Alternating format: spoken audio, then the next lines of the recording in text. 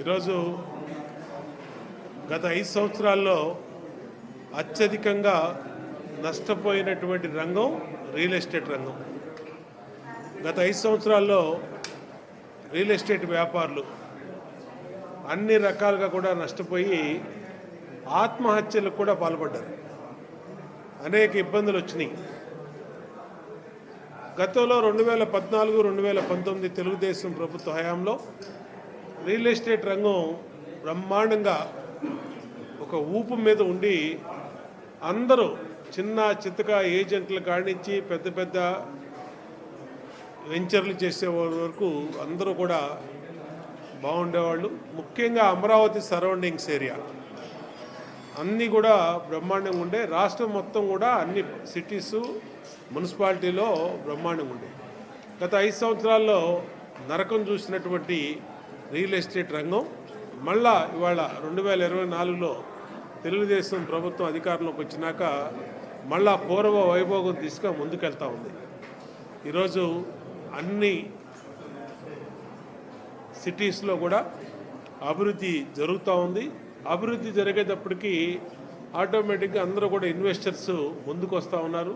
స్థలాలు కొనుక్కునే వాళ్ళు కానీ, అపార్ట్మెంట్లు కొనుక్కునే వాళ్ళు కానీ, కొన్న స్థలాల్లో కన్స్ట్రక్షన్ జరగడం కానీ పెద్ద ఎత్తున మళ్ళీ పూర్వవైభోగం వస్తూ ఉంది. ఈ రియల్ ఎస్టేట్ రంగం మీద అనేక మంది కార్మికులు ఆధారపడి బతుకుతూ ఉన్నారు.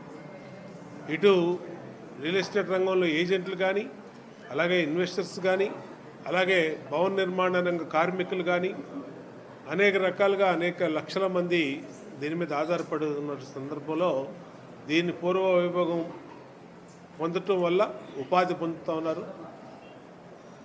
అన్ని రకాలుగా కూడా ఇవాళ రాష్ట్రంలో రియల్ ఎస్టేట్ రంగాలకి మంచి రోజులు వచ్చినాయి. ఈ సందర్భంలో సెంట్రల్ నియోజకవర్గ పరిధిలో రూరల్ చివారు ప్రాంతాల్లో అభివృద్ధి బ్రహ్మాండంగా జరుగుతుంది. ఇవాళ భూమి డెవలపర్స్ అని సోదరులు చంటి ఆధ్వర్యంలో, వాళ్ళ అబ్బాయి మణికంఠ ఆధ్వర్యంలో బ్రహ్మాండంగా వెంచర్లు వేయటానికి ఒక పెద్ద కార్యాలయం తీసుకొని ఇవాళ మంచి రోజుని పూజా కార్యక్రమం చేశారు. నిండు మనసుతో వాళ్ళకి ఆశీస్సులు అందజేస్తూ ఉన్నాం. ఖచ్చితంగా ఈ భూమి రియల్టర్స్ అన్ని రకాలుగా అభివృద్ధి పదంలో ముందుకెళ్ళాలి. గతంలో అనుభవం ఉంది. ఆ అనుభవంతో కొత్త వెంచర్లు అన్నీ కూడా బాగుండాలని కోరుకుంటూ, ఏది ఏమైనా రియల్ ఎస్టేట్ రంగం బాగుంటేనే రాష్ట్రం అభివృద్ధి ఆదాయానికి, ఈ రియల్ ఎస్టేట్ రంగంలో బతుకుతున్నటువంటి దాదాపు సుమారు 70-80 లక్షల మంది ఈ ఉపాధి అవకాశాలు కూడా మెరుగవుతాయని తెలియజేసుకుంటూ అందరికీ అభినందనలు తెలియజేస్తాను.